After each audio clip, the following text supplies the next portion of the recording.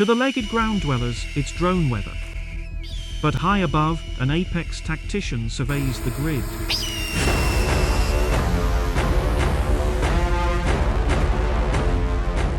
The red-tailed hawk sees nearly 8 times sharper than a human.